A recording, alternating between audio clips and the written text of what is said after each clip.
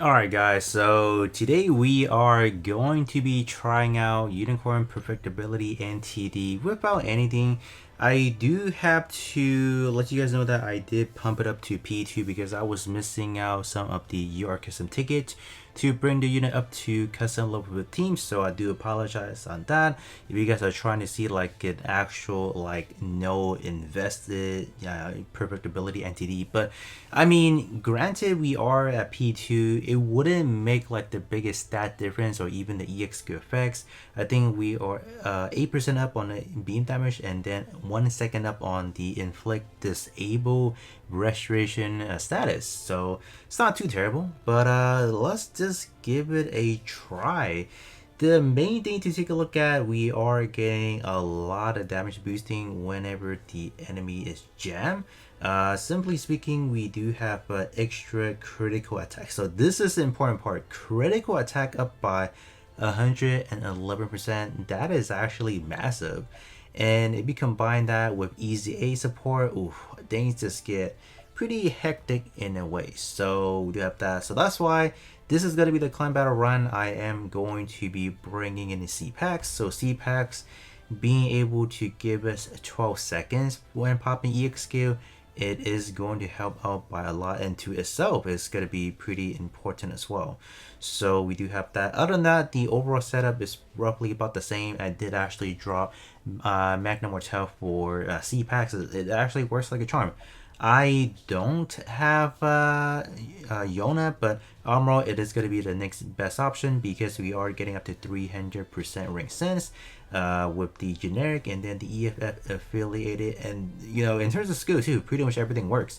Increased accuracy, we do have some melee sense, which we don't, we're obviously not going to be needing in this specific build, but let's just hop in. So I am actually starting things a little bit opposite than what I normally do, starting out with a climb battle because I was already on this one, so why not actually show you guys what this build can actually achieve.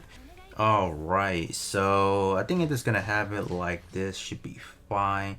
And should we do like a 1-time speed and then the EXQ animation for I think I'll do 2-time speed. Alright, C packs over here, let's go. Yeah, the animation of this is definitely really accurate to the movie itself, so you have that.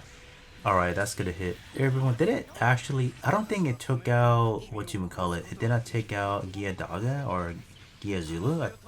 I thought we did, but okay. So we get some increased critical attack or critical rate, so that's gonna be good. Alright, y'all saw the animation pretty much everyone, so I am going to turn this off. Alright, so let's get this out real quick. And we are still focused on Unicorn and ooh, wow. Okay, there you go. Yeah, the damage is spiking up. That's good, that's good. Alright, yeah. Oh, whoa, those damage are racking up really fast. So my initial attempt with the clan battle on yesterday's video, I was assuming that not running a a jamming unit wouldn't be that big of a difference. Then I was like, oh, why don't we actually give it a try to see how C-Pax is gonna pair with this unicorn? And gosh, it's literally just a perfect combo. Like, what do you want me to say? Like, the fact that C-Pax is one of the more relevant, I shouldn't say relevant, I should say recent unit that was released for JP, given a few months has passed already, but my gosh, it just fits in seamlessly. Like, what do you want me to say? 26k right there, 26 mil. That's impressive. And the scoring that week, I would say 63k. I mean, the overall scoring, it is gonna fluctuate heavily depending on how fast we can pop EXQ from C-Packs and how many critical attacks we can land. There are multiple factors, but Easy 8 giving us those critical attack as well, so a lot of factors going on. But my gosh, this build is insane, just insane. So I will definitely tell you guys that maybe in co-ops we might get a different result. I don't know, but I would definitely say I am keeping C-Packs within the squad so we can maximize, you know, the potential of this unit. So let's get on to some co-ops real quick. So Unfortunately, there's not really like a harder difficulty for the co-ops that has new types, so I am just gonna be using this one for just the quick demonstration of things. So let's just kind of see what's going on. So even having Steve packs in here wouldn't really make the biggest difference, unfortunately.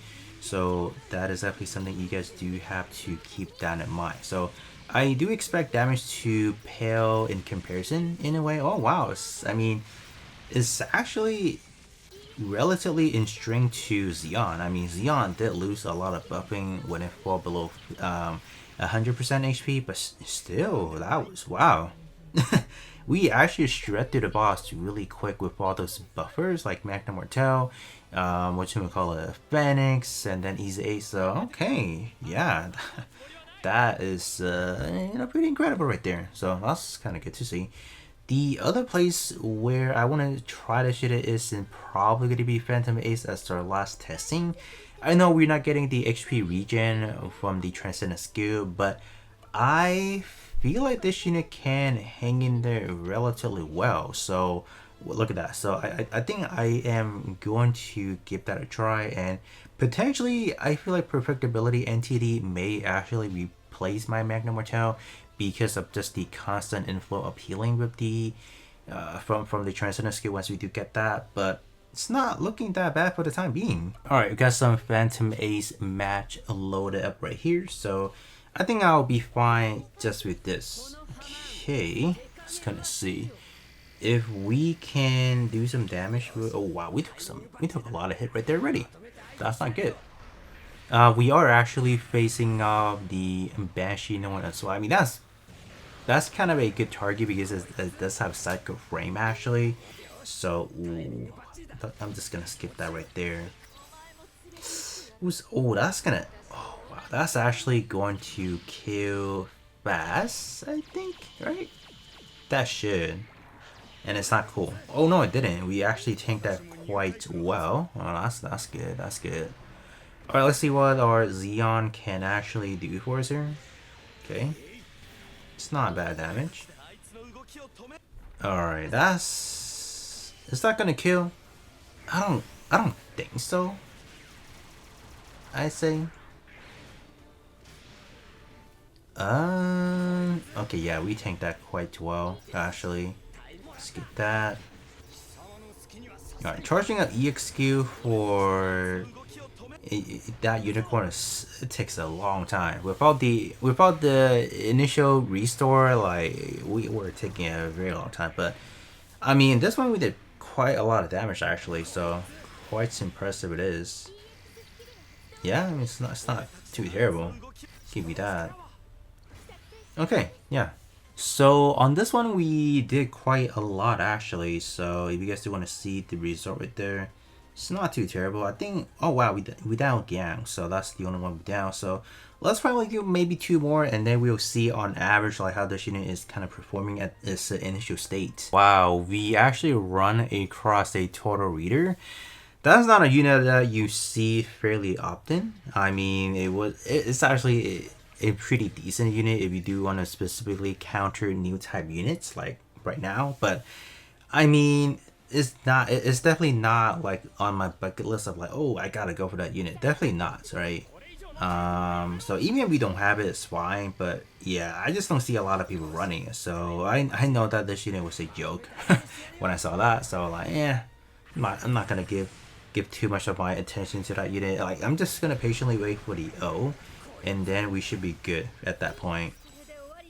Oh wow, alright, so that is gonna hit for a lot because it is gonna be doing 2 instants, and the fact that fast it is a new type, it's not much we can do. So we just have to eat it. It's only 47k, so not really worry about that. Alright. Ooh, yeah, that's not cool right there. Did the enemy Unicorn NT-D pop is awakening? Oh snap. Who's that gonna hit? I have no idea. I forgot the condition of the EXQ. Does it hit like just a random target? Okay, we survived. That's good. Oh snap. If it hits Gang, we'll be fine. I'm just gonna wait to see if Unicorn can actually clutch it up. Perfectibility. Let's kind of. Oh, it's not bad. It's not bad. Only 42k. Okay. Ooh. Oh. Oh no. Oh brother. Who's that gonna hit now? Please just hit Xeon, so we can deal with that. Oh. Ooh. We survived. Nice. I mean, we died, but I mean, like, gosh, that was close. That was pretty close. All right, that's it. All right, so for this one, yeah, Xeon definitely put in the works, but wow, Unicorn didn't really get a lot of licks in. Like, we didn't do a lot of attacks actually. I think a lot of them just got evaded or just didn't hit. But the only thing that we were really missing in damage wise, it was just actually the what is it, the armor DX, which is the funnels. They didn't hit, or DE. I forgot which one is which, but yeah, it didn't hit, so that was unfortunate. But I am going to lower into one more match and we will see. Alright, ooh, wow. I don't know how I feel about this, but yes, we can just do that. Should be fine. Alright, focus on Unicorn real quick, and if we can make quick works of the enemies fast, which we don't, got it, we got hit instantly already. So that's obviously that's not fun. We definitely don't like that. Wow. Ooh. Yeah, our pass got melted. Ooh. Alright, yeah, we're gonna die on that. It's nothing we can do on this one actually. It's just that the enemy was just that faster than what we can actually do. So yeah, in this situation, when we couldn't let any hit to begin with, I mean we did let some hit where it just ultra triggered what Fast was doing. So unfortunate, but yeah, given how my setup was, I mean I'll just take a slap to my face. How about that?